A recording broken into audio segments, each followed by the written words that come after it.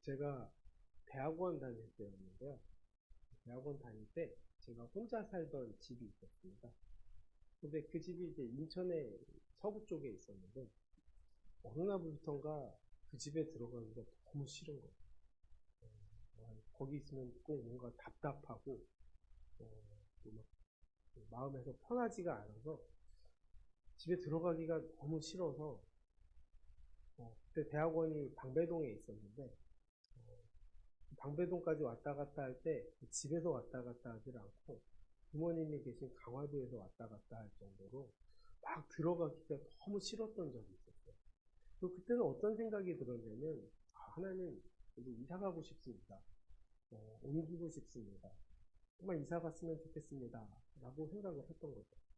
그래서 이제 집을 좀 보러 가려고 이제 나오면 꼭 그 나오는 길에 한 번씩 문제가 생기는데 어느 날은 자동차 사고가 난 적도 있어요. 그러다 보니까 차 사고가 탁 나는 순간에 어떤 생각이 드냐면 아니 한번 이사 좀 가보고 싶어서 부동산 좀 가보겠다는데 하나님 왜 나한테 이런 시련을 주십니까? 여기 그럼 계속 있으란 말입니까? 이런 생각이 들었을 정도였죠. 그러다 보니까 이게 뭔가 싶었는데 시간이 좀 지나고 나서 이제 제가 일하는 사역하는 교회 근처로 이제 끝내 이사를 가게 되었습니다. 이사를 갔더니 너무 좋았죠. 너무 좋아서 집도 커지고 훨씬 더 좋은 상황에 집으로 오게 됐어요. 얼마나 기뻤는지 고양이한테도 야 우리 기쁘지? 이러면 걔가 응 해요. 그 정도로 사실 되게 기분이 좋았어요. 그런데 문제는 뭐냐면 그게 그렇게 생각보다 오래가지 않더라는 것이죠.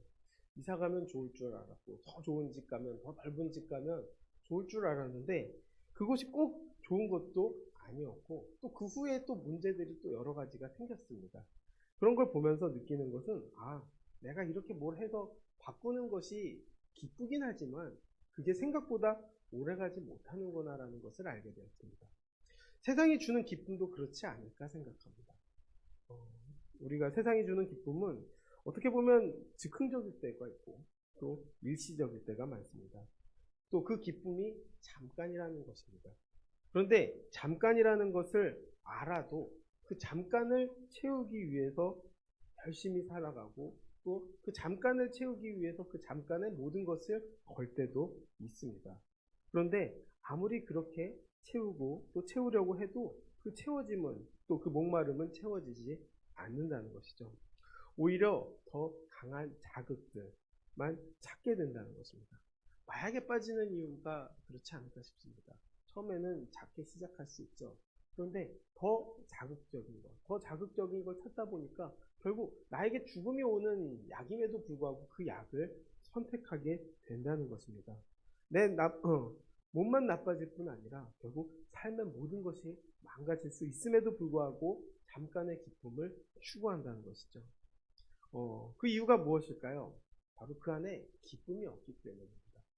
기쁨이 없어서 쾌락만 찾게 되는 것이죠. 성경은 그 기쁨의 근원이 누구인지를 알려주고 있습니다. 사실 우리가 읽는 이 시편 4권은 바벨론의 포로로 끌려간 이스라엘 사람들의 그 포로 생활 속에서의 경험을 가지고 노래하는 이야기입니다. 어떻게 보면 역대기서의 관점을 보고 읽어야 되지 않을까 생각합니다.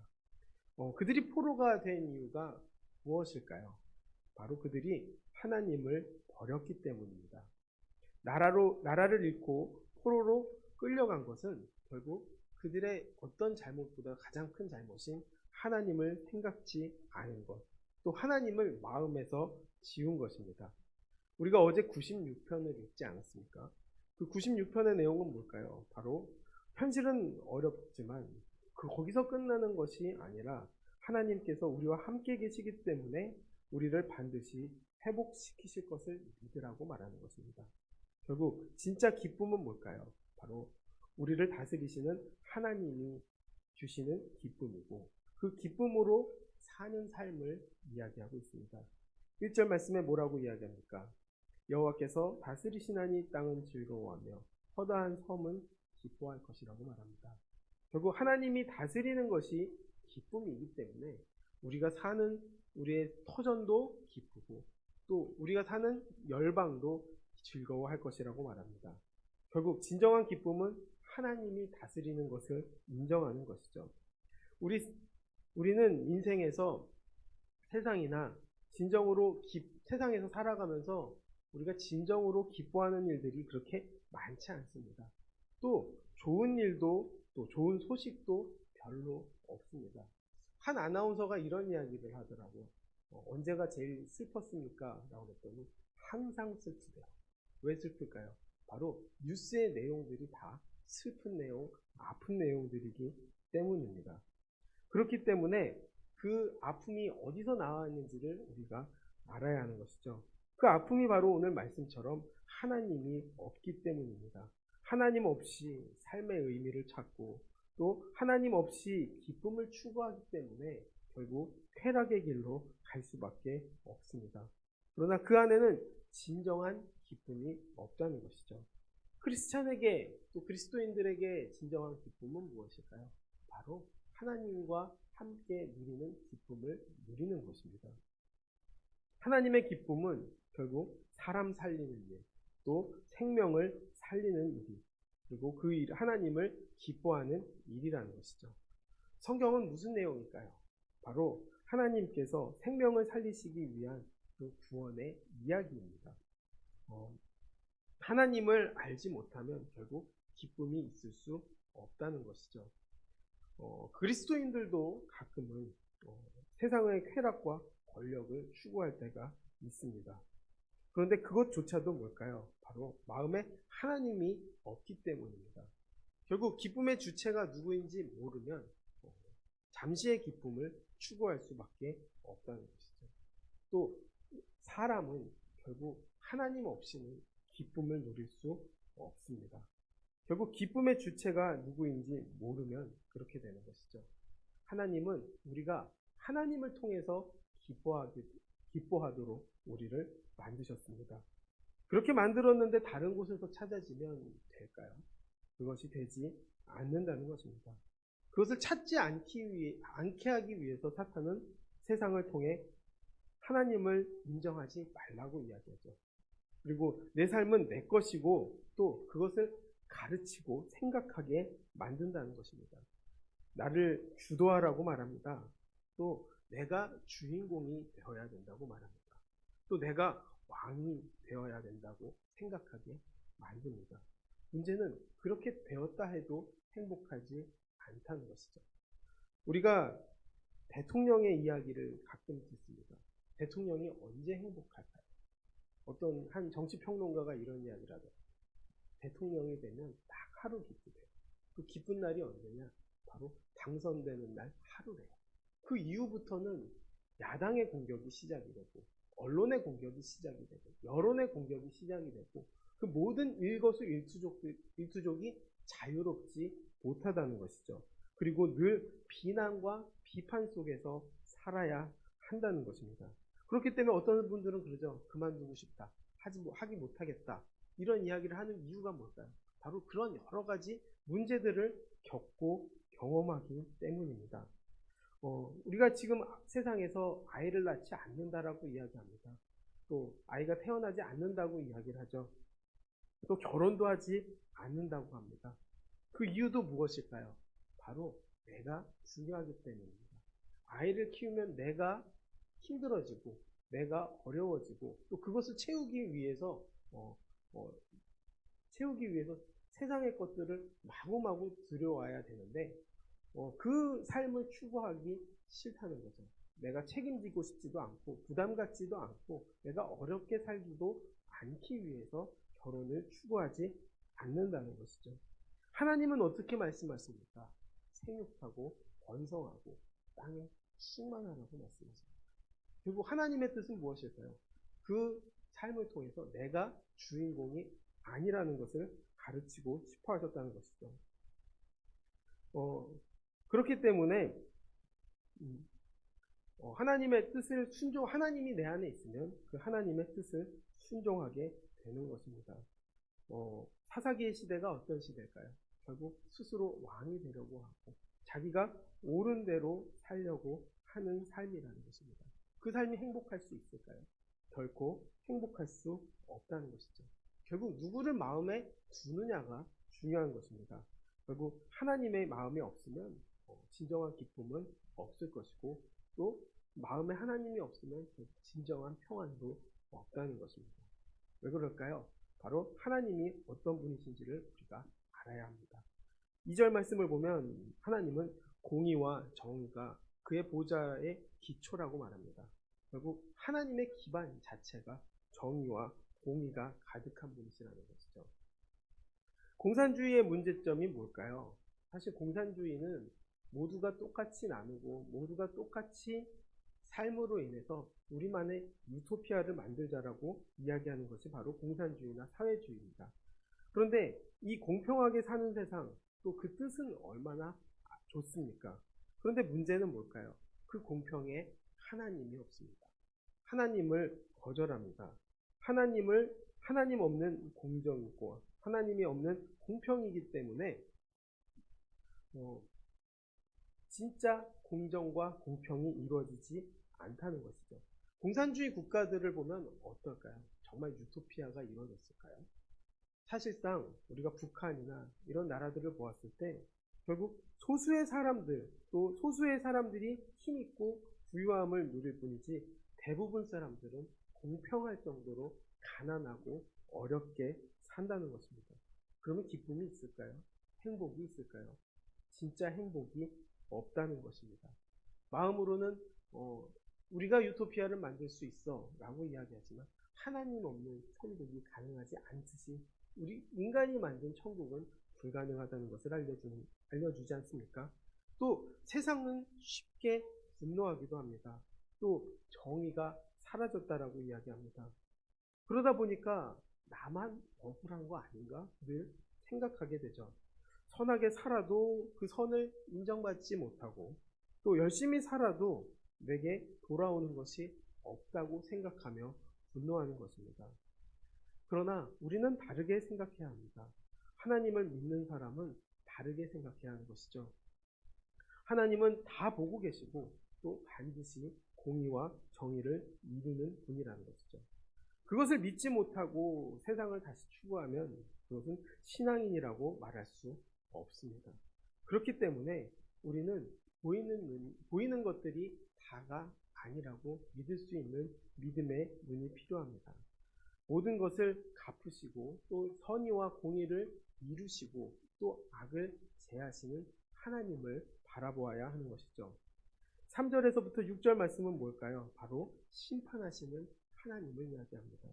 그 심판하시는 하나님을 통해서 우리가 알아야 될 것은 결국 우리의 주인이 누구인지를 알아야 하는 것이죠. 그 주인은 결국 하나님이라는 것이죠. 그리고 그 우리의 가치관도 주님께 돌려야 하는 것이고, 그리고 주님을 붙잡고 돌이켜 나아가는 것이 결국 하나님의 뜻이고 또 하나님이 주시는 기쁨이고 또 영생을 허락하시는 하나님의 은혜라는 것이죠. 이것을 알고 달려갈 수 있다면, 또 이것을 누리고 달려갈 수 있다면 우리는 이 험난한 세상 속에서도 끝까지 달려갈 수 있을 거라 생각합니다. 나만 바라보면 어떨까요? 아무 희망이 없습니다. 최근에 이선균 씨가 안타까운 선택을 했죠. 그 이유는 바로 하나님께 돌이키면 다시 일으킬 수 있다는 생각이 없었기 때문입니다. 물론 그 사람이 잘한 것이 아닙니다. 마약도 했고 또 음란했고 또 가정을 잃어버린 채 다른 사람에게 눈을 돌렸다는 것이죠. 문제가 있다는 것은 맞습니다. 그러나 용서를 구했다면, 진짜 용서를 바랬다면 돌이킬 수 있었을 것이라고 생각합니다. 그러나 그의 마음속에 무엇이 있었을까요? 바로 두려움이 있었습니다. 어떤 두려움이냐? 자녀들과 가족들의 그 시선, 따가운 시선과 또 주변 사람들과 팬들의 따가운 시선, 그리고 위약금 문제, 또 앞으로 어떻게 하면 연기 생활을 할 수 있을까? 이제 내 인생이 완전히 막혔구나 생각했기 때문에 목숨을 끊었다고 봅니다. 그런데 잘 생각해보면 이보다 더한 사람들도 복귀하는 모습을 보지 않습니까? 그런데 그의 마음속에는 그 두려움이 가득했기 때문에, 마음에 하나님이 없었기 때문에 회개하고 돌이킨다는 생각보다는 지금 이 자리에서 모든 것을 끝내는 게 낫다고 생각했습니다. 그것이 무엇일까요? 바로 나를 바라보고 내 주인이 누구인지 모른 채 나를 내가 원하는 대로 선택했기 때문입니다. 그렇기 때문에 우리는 하나님을 더 알아야 합니다. 그리고 또 하나님을 만나야 하는 것입니다. 그 하나님은 어떤 분이십니까? 7절, 8절 말씀을 보면 결국 조각한 신상을 섬기며 허무한 것을 사랑하는 자는 다 수치를 당할 것이라. 너희 신들아 여호와께 경배할지어다. 여호와여 시온이 주의 심판을 듣고 기뻐하며 유다의 딸들이 즐거워하리이다 라고 말합니다. 결국 하나님은 반드시 공의를 이루시는 분이고 반드시 이기시는 분이라는 것이죠. 그리고 10절 말씀을 보면 그분께서 우리를 보호하시고 건지신다고 말합니다. 결국 포로로 잡혀있는 고난과 역경의 시간에 누구를 바라보아야 하는가, 이 이야기를 한다면 결국 정답은 하나님을 바라보아야 한다는 것이죠. 그 하나님을 바라보고 하나님을 의지하고 하나님을 찬양하는 사람을 하나님께서는 의인으로 생각한다는 것입니다. 의인이 어떤 사람입니까? 결국 하나님을 만나는 기쁨을 아는 사람입니다. 의인을 위하여 빛을 뿌리고 마음이 정직한 자를 위하여 기쁨을 뿌리시는도다. 의인이여 너희는 여호와로 말미암아 기뻐하며 그의 거룩한 이름에 감사할지어다 라고 말하죠. 이 말씀은 결국 진짜 기쁨이 어디에 있는지 알려주고 있습니다. 우리가 사도행전의 빌립을 보면 사마리아 성에서 그 복음을 전할 때 큰 기쁨이 있다고 이야기하지 않습니까? 결국 큰 기쁨은 뭘까요? 여호와시고 여호와를 아는 기쁨이 가장 큰 기쁨이라는 것입니다. 우리 모두가 하나님을 알게 되기를 원합니다. 하나님을 더욱더 알아서 그 안에서 누리는 큰 기쁨을 우리가 누릴 수 있게 되기를 바랍니다. 시편 1편의 말씀이 바로 그 이야기입니다. 정말 무엇이 사람을 행복하게 하는가? 무엇이 진짜 복 있는 사람인가? 세상의 방법이 아니라 그 복 있는 사람은 결국 여호와의 율법을 즐거워하며 그의 율법을 주야로 묵상하는 자라고 말합니다.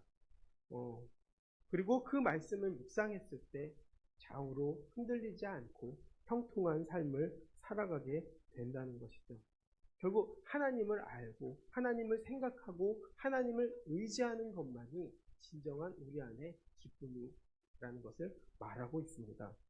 그렇기 때문에 악인들은 아무 의미 없다고 말하죠. 오직 바람에 나는 겨와 같다고 말합니다. 결국 하나님이 흔드시면 아무 의미가 없다는 것이죠. 하나님이 세상을 흔드시고 또 지진을 하나 일으키시든 또 어떤 여러 가지를 일으키시면 우리가 준비하고 우리가 생각했던 그 모든 것들을 어떻게 할 수 있습니까? 아무것도 할 수 없습니다. 결국 우리가 추구하는 것만 따라가면 따라갈수록 남는 것은 결국 공허함 뿐이라는 것이죠. 결국 우리는 어디서 기쁨이 오는지를 알아야 합니다. 그 기쁨은 결국 하나님께로 나오는 것이라는 것을 우리가 알게 되기를 바랍니다. 또 하나님을 만나는 그 기쁨이 진정한 기쁨임을 우리가 알게 되기를 바랍니다. 그리고 그것이 모두의 기쁨이 되게 해달라고 기도할 수 있는 저와 우리가 되기를 주님의 이름으로 축원하겠습니다. 기도하겠습니다. 사랑과 은혜가 많으신 아버지, 우리가 정말 진정한 기쁨을 누리기를 원합니다. 하나님께서 알려주심에 감사합니다. 진정한 기쁨이 하나님께 있음을 알게 해주셔서 감사합니다. 우리가 늘 하나님 알기를 원하고 또 하나님 의지하기를 원하고 늘 주야로 묵상함으로 늘 주님과 동행함으로 주님이 주시는 기쁨 속에서 세상을 이기고 또 주님이 주시는 그 영원한 생명을 우리가 누릴 수 있게 주님 인도해 주시고 이끌어 주시옵소서. 우리가 정말 사람 살리는 일이 기쁨이 되게 하여 주시옵시고 영혼 살리는 일이 기쁜 일이 되게 주님 이끌어 주시고 인도하여 주시옵소서. 이 자리에서도 모두 주님이 주시는 은혜와 기쁨을 누리는 우리 모두가 되게 주님 인도하여 주옵소서. 모든 영광 주님께 돌리며 예수님의 이름으로 기도드렸습니다. 아멘.